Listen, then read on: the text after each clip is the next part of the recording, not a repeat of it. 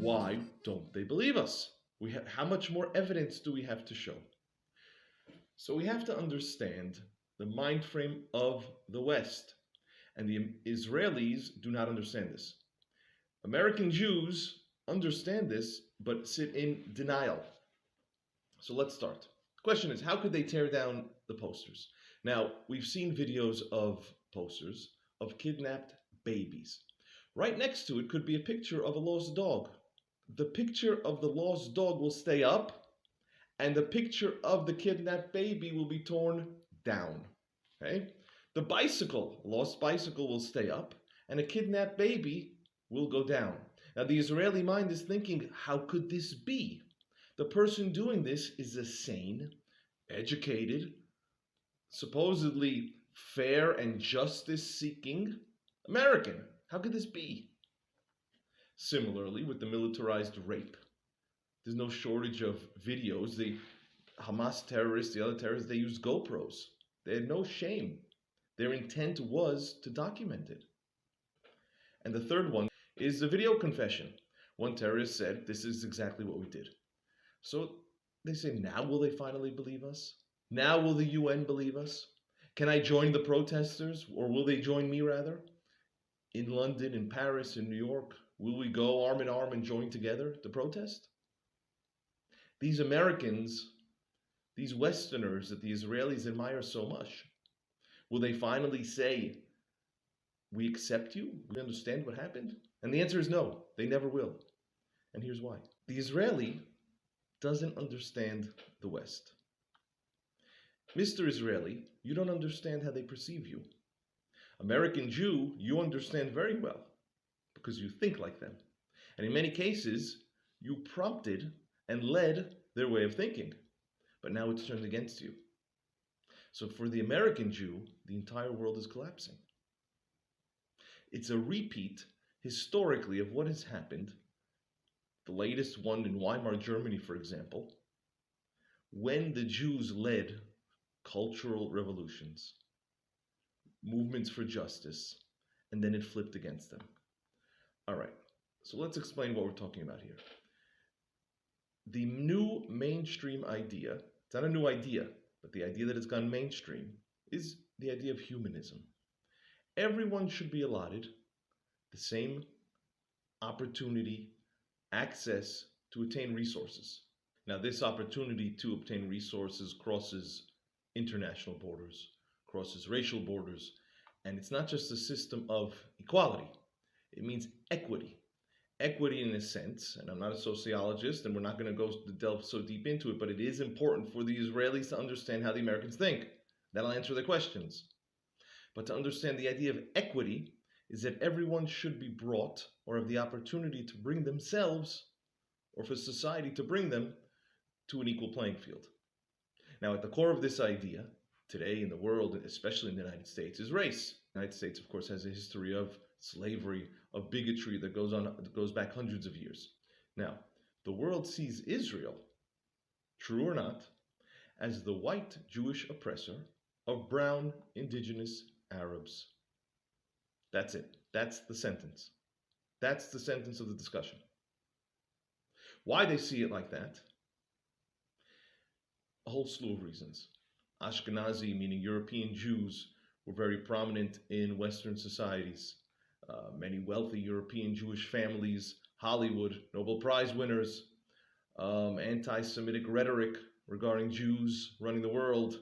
Similarly, Israel is deemed very successful, militarily, technologically, in wars, in academia, very much just like the Jew, the Ashkenazi Jew in the mind of the Westerner. Israel very much outpunches its class. On the other side, there are the brown Palestinian Arabs, okay? And they believe, the Westerners believe, that they are native to the land. It's a topic for another discussion. So for the Westerner, now you have race, and you also have religion. Post 9/11, in the United States, there was a tremendous backlash to anti-Muslim sentiment. So Muslims became a protected class in the United States. Not to get too far into the weeds, but I want to establish the two sides here and the two perceptions here.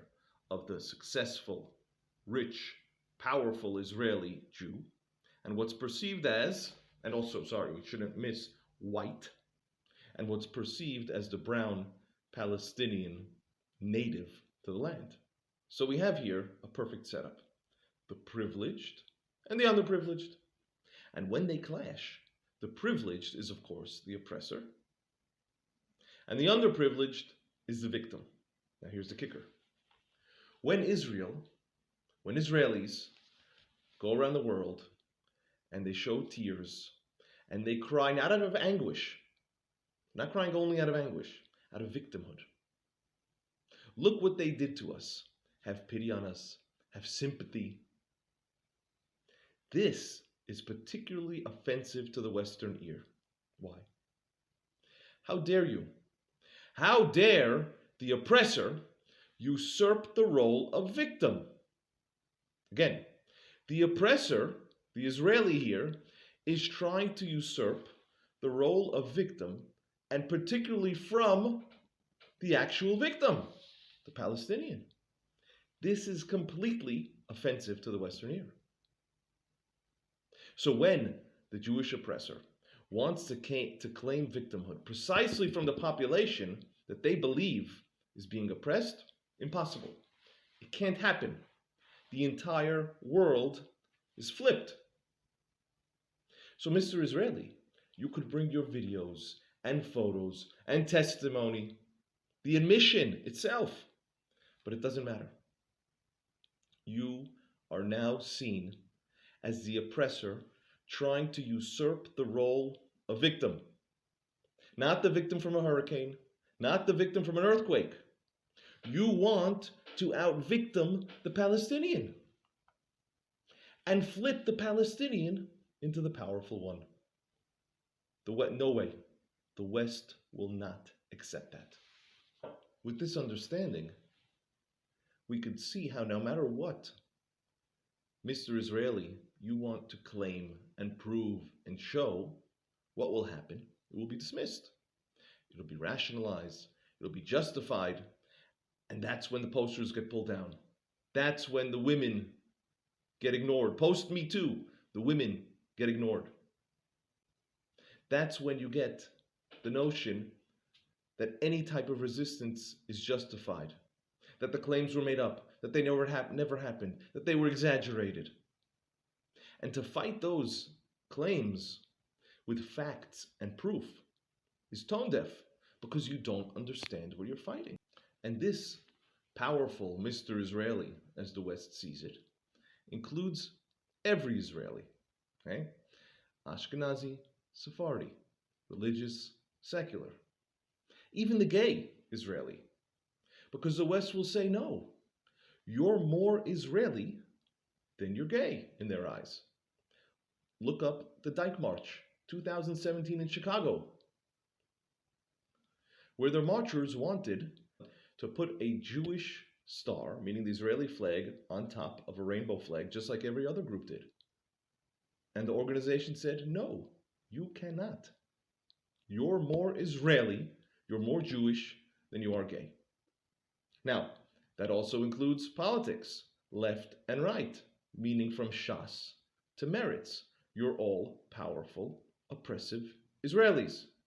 So you can be Michaeli, you could be Lapid, and you could go to the United States and you think you're meeting your friends. You're meeting the American leftists who are exactly like you. But just like in Chicago, they will tell you no. You are more Israeli than you are a leftist. You served in the IDF. The wealth you have was gained from taking advantage of the Palestinian people.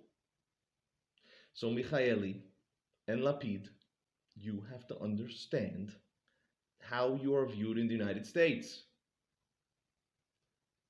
It might be harsh, but understanding the reality in the United States means that the Jews and Israelis are seen oftentimes as racist, as apartheid. It's despicable. It's like the KKK. So to sum it up, that's why the photos are taken down. That's why your tears are ignored. And they will continue to ignore it. And they will continue to take down the photos.